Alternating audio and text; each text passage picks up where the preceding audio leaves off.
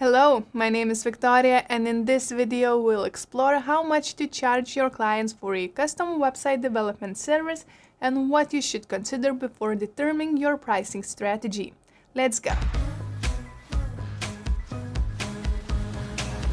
Whether you are a freelancer or a business owner, pricing is one of the most important factors to take care of. It's most likely the first thing a client will ask before hiring a professional to take on a project. Your price should strike the right balance between the value you provide and your client's needs. Yes, your client should get a high-quality service, but you must also ensure that the price covers your production costs and doesn't undervalue your skills. Before we continue, keep in mind that the prices in this video are not one-size-fits-all solution.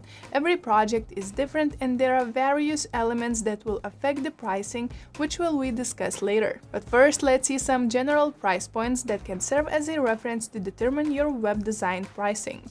Let's start with $1,000. At this price point, your client can get a website with a pre-made design using a WordPress theme or a website builder template. It will involve minimal customization and only have a few simple web pages. This option best suits personal sites or websites for informational purposes, such as a simple portfolio website or a landing page. The next price point falls within a range of $2,000 to $4,000. With this option, your clients will still get website design that's based on a pre-made theme, but with more customization. Plus, you can offer clients more pages or custom elements than the previous price range. Price point number 3 is between $5,000 to $7,000. This price range is for clients who demand a fully custom design, which means the layout won't be template-based, as you will design it from scratch. It's also possible to include e-commerce features for a small number of products and membership functionality. Price range number 4 is above $10,000. This includes custom code for specific features such as a search function. It's suitable for clients wanting an e-commerce store or a large-scale blog with many content pages. Next is over $20,000. This price range covers websites with complex e-commerce functionality. It can have hundreds of products, variations, and categories, which will involve hundreds, if not thousands, of photos and media files. Sites like these will take months to develop as they contain a lot of content.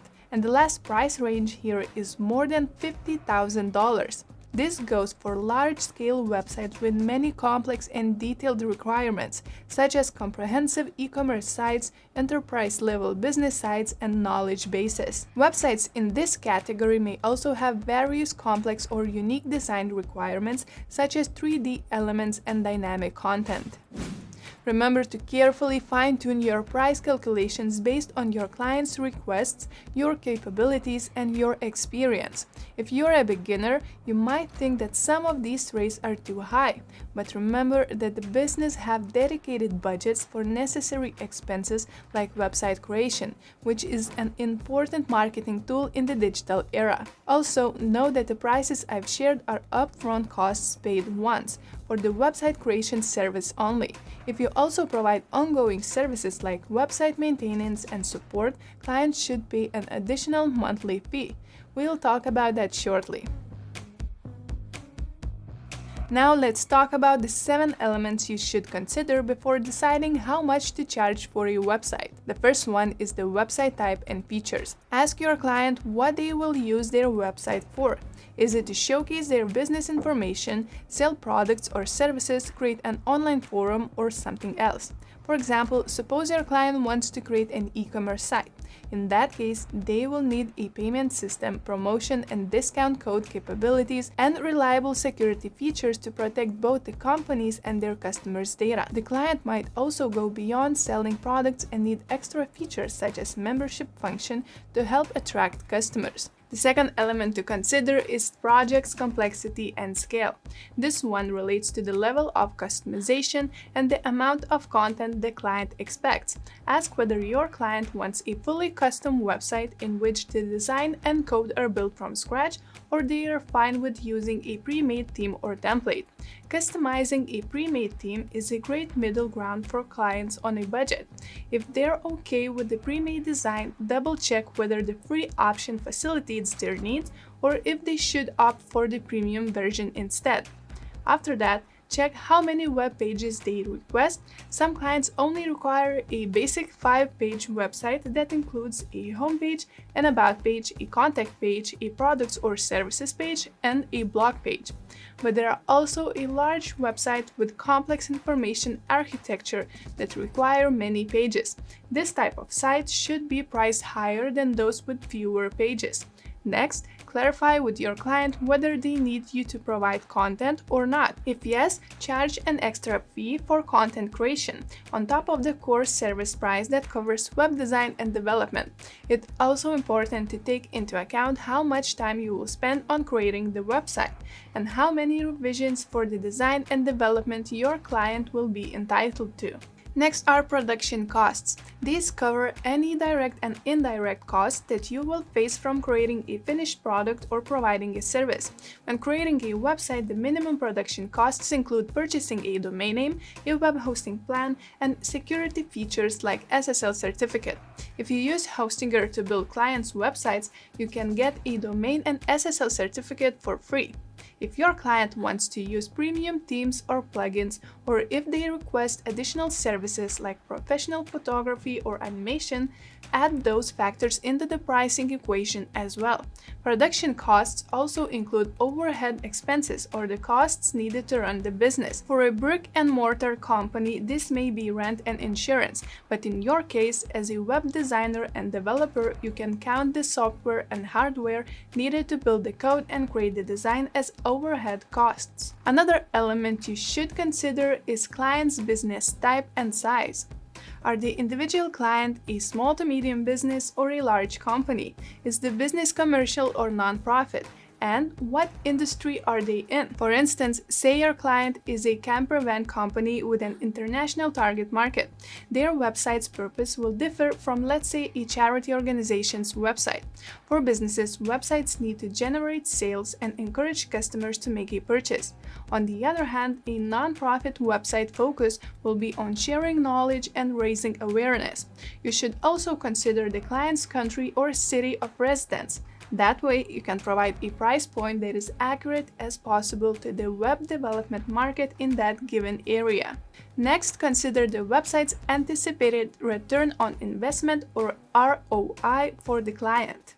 Websites with e-commerce functionality will likely bring more revenue since they are essentially built to generate money. With that in mind, you can calculate different price points for each website type to cover all the solutions your clients need. This is where you can charge extra by offering ongoing services like content SEO. Or you can guarantee clients a great performing website with outstanding core web vital scores that can drive more traffic due to an excellent user experience. Next, don't forget to consider your skill level and experience. If you are still new in the web design and development field, you might have to charge lower rates to begin with. Then slowly increase your rate as you develop more skills, build an excellent portfolio, and have a solid reputation for quality work. If you get notable clients in a particular industry, make sure to showcase that on your portfolio site. It will serve as a social proof for your potential clients, which can boost your reputation even more. Lastly, consider what your competitors charge for similar work. If you work on websites for lifestyle brands, try to find other web designers or agencies that work in a similar segment.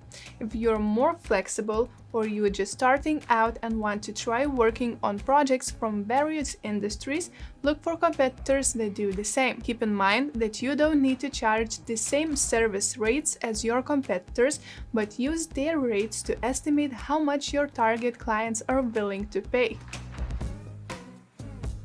Now that we covered estimated price range and what to consider before deciding on your service rates, let's talk about the various pricing methods to charge your clients. First up is hourly rate.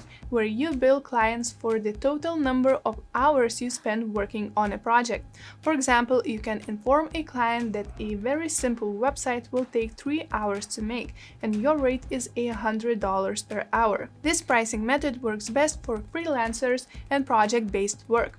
Note that charging an hourly basis should not be an excuse to work ineffectively just to get more hours. If you work unnecessarily slow, you will build a bad reputation, which will eventually make it hard for you to find clients. As for the price range, a beginner web designer service rates generally start around $50 to $100 per hour, while more experienced web developers can charge around $80 to $200 per hour.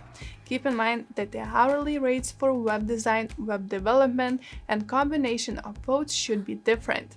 The number of hours should also be agreed upon during initial dealing process, but it's also possible to adjust later if, for example, there are additional requests from the client. However, things might get tricky if the actual work takes longer than you or your client expected. The key is to always communicate the project's progress in detail and be transparent to your clients if you find any blockages, so they can understand why the process took longer than estimated. The next pricing method is project-based. This is the most common cost structure. You set a fixed one-time cost for a project based on the 7 key elements we discussed. With this pricing model, you can establish a flat rate for the entire project as agreed upon you and your client. Or you can create several packages that your clients can choose based on their needs and budget. For example, you offer 3 packages, which are basic, business, and e-commerce. The basic package includes 1 year of hosting a domain name, a CMS-based website, a theme-based web design with moderate customization, and all the core features for a simple informational website. The business package includes all the services included in the basic plan, but offers a fully custom web design. It also has more web pages and more page design variations. And for the e-commerce package, the client gets everything that business package has, plus e-commerce functionality like payment solutions. The advantage of a project-based pricing model is that your clients can get the exact services they need at the price that fits their budget, and you, as a professional service provider, can accurately estimate the time and resources required for a project of a certain level of complexity. A possible downside of this pricing model is that you might charge too little from underestimating the complexity of a project, so make sure to do your research to ensure pricing accuracy. The last pricing method is the monthly retainer fee. You bill your clients each month for ongoing services such as website maintenance, SEO, and hosting management, on top of the one-time cost for the website itself. You can offer these ongoing services as optional add-ons for website owners that need help maintaining their sites to optimize performance and stay on top of their business. Your client can also choose just one service or multiple services if needed. At the end of the day, always remember the value you provide for your clients. Share your rate with them confidently, and if they oppose, that's when you can negotiate to find a win-win solution for both parties. However, don't underestimate yourself by thinking there's no way your client will pay a certain fee. If you can convince them of the benefit your service will bring, clients will pay for what's needed. I hope this video helps you figure out how much to charge for your website. If you have other tips or solutions on determining optimal web design pricing, share them in the comment section below to help fellow viewers. Give us a thumbs up if you liked it, and be sure to share the video with your friends who you think will enjoy it too. See you next time.